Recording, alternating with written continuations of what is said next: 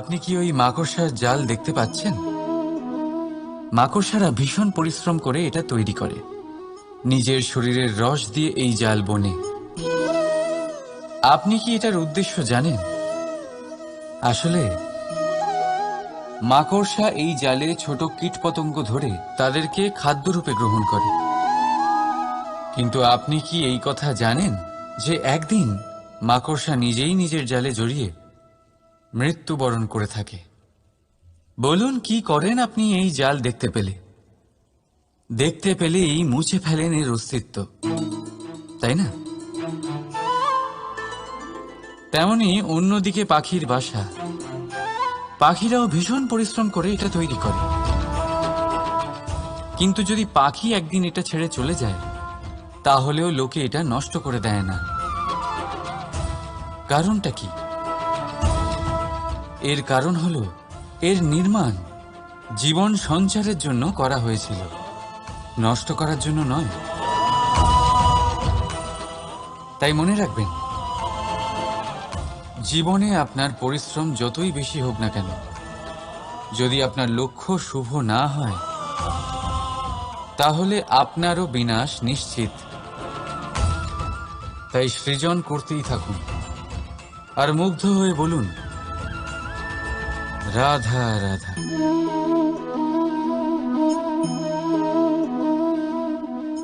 আপনার কি মনে হয় আমি কি করছি? আপনি বলবেন আমি প্রদীপ জ্বালাচ্ছি। সঠিক। কিন্তু প্রশ্ন হচ্ছে যে আমি কি আপনাকে বলেছি যে একে প্রদীপ বলা হয়? না। এই প্রদীপ কি নিজেই নিজের পরিচয় আপনাকে দিয়েছে? না। তাহলে আপনি কি করে জানলেন যে একে প্রদীপ বলা হয়?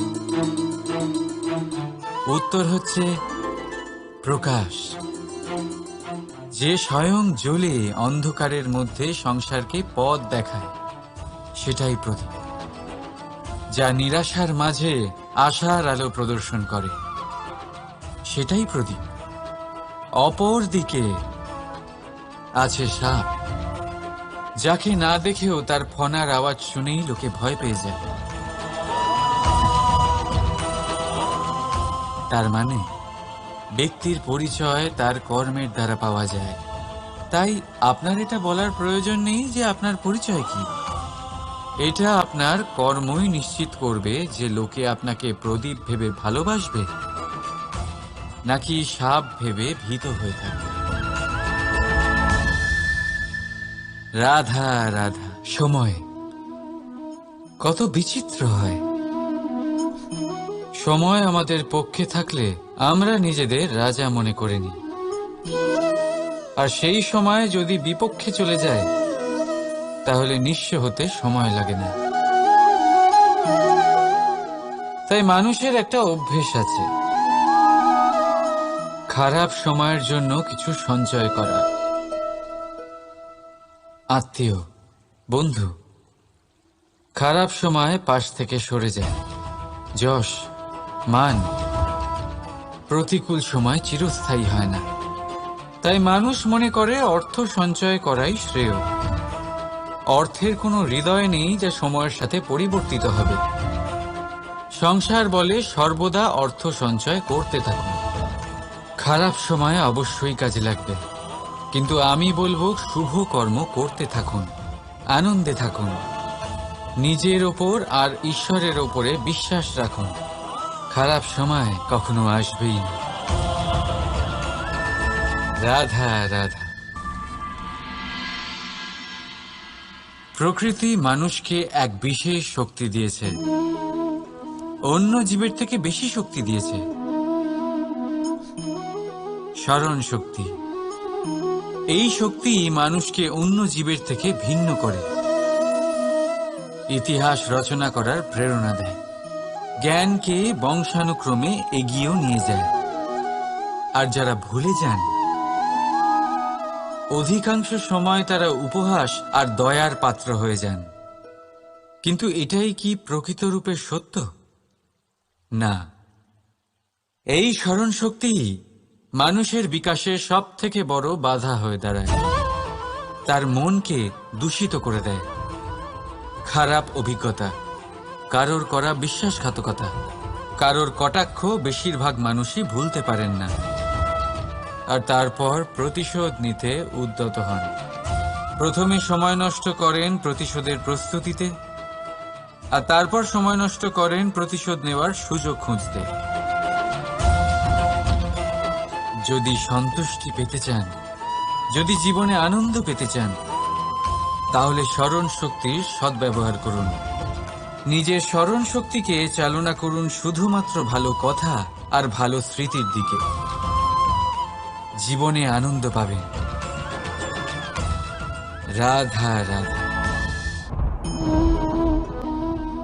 মানুষ নিজের পরিবারের জন্য কত কিছুই না করে, দিন রাত পরিশ্রম করতে থাকে যাতে তার পরিবারের প্রয়োজন পূরণের জন্য অর্থ রোজগার করতে পারে।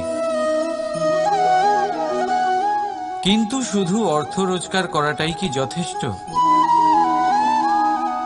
আপনি বলবেন, হ্যাঁ নিশ্চয়ই, অর্থ দিয়ে সব কিছু পাওয়া যায়, বিদ্যা পাওয়া যায়, বাড়ি পাওয়া যায়, ওষুধ পাওয়া যায়, আর কত কিছুই না পাওয়া যায়। এইসব একটা পর্যায় পর্যন্ত সঠিক, কিন্তু একটু মন দিয়ে ভেবে দেখুন, যখন কোনো শিশু অসুস্থ হয়ে পড়ে তখন সে ওই তিক্ত ওষুধ কেন খেয়ে নেয়? এই জন্য কারণ ওর পিতা সেই ওষুধ অর্থ দিয়ে কিনেছে? না, বরং এই জন্য কারণ তার পিতা যে তার সামনে দাঁড়িয়ে, তার ওপরে তার বিশ্বাস আছে। বিশ্বাস আছে যে উনি তার কিচ্ছু হতে দেবেন না। এই বিশ্বাস, এই সংস্কার, এই শিক্ষা কখনো অর্থ দিয়ে পাওয়া যায় না।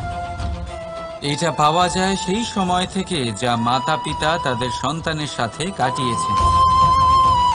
তাই জীবনে অর্থ অবশ্যই উপার্জন করুন, কিন্তু নিজের পরিবারকেও সময় দিন, আনন্দ পাবে। রাধা রাধা। বিরোধিতা এমন এক শব্দ যা শুনে আমরা সবাই ভয় পেতে থাকি। যদি কেউ আমাদের বিরোধিতা করে তা আমাদের সহ্য হয় না। আমরাও কারোর বিরোধিতা করে কোনো শত্রুতা করতে চাই না। এই ধরনের ভাবনা আমাদের মনে আসতেই থাকে। কিন্তু বিরোধিতা, এই শব্দ আপনার শান্তির জন্য, আপনার সুখের জন্য কতটা গুরুত্বপূর্ণ তা আপনারা জানেন না। তাই যদি কাল এসে কেউ আপনার বিরোধিতা করে, তখন সবার আগে নিজেকে যাচাই করুন। আপনি কি ভুল করেছেন? আপনার দোষ কি? নিজের মধ্যে কি ত্রুটি আছে সেটা বোঝার চেষ্টা করুন, নিজেকে সংশোধন করার চেষ্টা করুন, তারপর দেখুন বিরোধিতার এই আগুন আপনাকে স্বর্ণ থেকে কুন্দন বানিয়ে তুলবে। বলা হয় এই সংসারে খারাপ বেড়েই চলেছে, কিন্তু তার কারণ এ নয় যে খারাপ মানুষ বেড়ে চলেছে। তার কারণ হলো যে ভালো মানুষ, যাদের ভালো চিন্তা, ভালো বিচারধারা আছে, তারা খারাপের বিরোধিতা করতে পারে না। যদি আপনার সম্মুখে কোনো খারাপ কর্ম হয়, তাহলে তার বিরোধিতা করতে সংকোচ করবেন না, কারণ বিরোধিতার এই আগুন মন্দকে পিছুপা হতে অবশ্যই বাধ্য করে। রাধা রাধা। জীবনে আপনি এরকম মানুষও দেখবেন যারা এটা বলে, ভাবে, নিজেকেও বলে যে উনি সেই এমন ব্যক্তি যার মতো আমি হতে চাই। ঠিক আছে, কারোর থেকে প্রেরণা নেওয়াটা কোনো ভুল নয়, কিন্তু কখনো কখনো এই প্রেরণা গুরুত্বহীন হয়ে যায়, আর আমরা শুরু করে দিই সেই ব্যক্তিকে নকল করতে।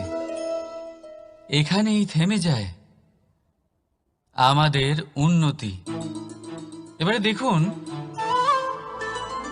সংসারে শত কোটি রঙের ফুল আছে, কিন্তু তারা কখনো একে অপরকে নকল করে না।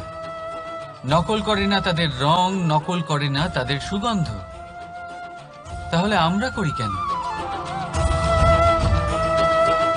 প্রতিটা ব্যক্তির মধ্যে কোনো না কোনো প্রতিভা অবশ্যই থাকে, যা ফুটিয়ে তোলার সঠিক সময়ও আমাদের কাছে থাকে। কিন্তু সেই মানুষ সেই প্রতিভা নির্মাণ করার পরিবর্তে সময় নষ্ট করে অন্য কারোর মতো হওয়ার জন্য, কাউকে নকল করার জন্য। এটা করবেন না। সময়কে ব্যবহার করুন নিজের অস্তিত্ব নির্মাণ করার জন্য। কারণ কারোর ছায়া হওয়ার থেকে ভালো আপনি কারোর জন্য প্রেরণা হয়ে উঠুন। রাধা রাধা। আমরা সকলে পাথুরে রাস্তা এড়িয়ে চলি, কারণ এই পথের পাথর আমাদের যাত্রা আরো কঠিন করে তোলে, আমাদের পা আহত করে দেয়। কিন্তু একটা গুরুত্বপূর্ণ কথা আমরা ভুলেই যাই, এই কঠিন পথই না শুধু আমাদেরকে নিজেদের দুর্বলতার সাথে পরিচয় করায়, বরং আমাদের শক্ত হওয়ার প্রেরণাও দিতে থাকে। সময়ের সাথে ঠিক এমনটাই হতে থাকে। সবাই ভালো সময়ের অপেক্ষা করতে থাকেন, ভালো সময়ের জন্য পরিশ্রম করেন, তার জন্যই চিন্তা করেন। কিন্তু ভুলে যান যে ভালো সময় বহুবার আমাদের বিবেক নষ্ট করে দেয়। সেখানেই খারাপ সময় আমাদের বুদ্ধিকে সঠিক পথে চালিত করে। রাধা রাধা।